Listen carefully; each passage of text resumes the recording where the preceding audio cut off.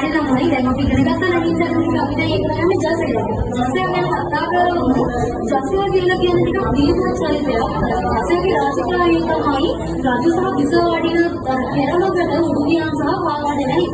ඒ ජසය කියන්නේ දීමත් පුද්ගලයෙක් සහ ජසය කියන්නේ මහා ගුණසාරම් කරන පුද්ගලයෙක් වගේ. ජසය කියන්නේ සුදුවඩ කියන්නේ සුදු කියන්නේ විශේෂයෙන් කියන්නේ ආට ඉන්නවා කාන්තාවන් දෙදෙනෙක් ගිරිවරු දෙදෙනෙක් ඉන්නවා කියන තමයි ඉස්සරහට පුරාණ සිනා.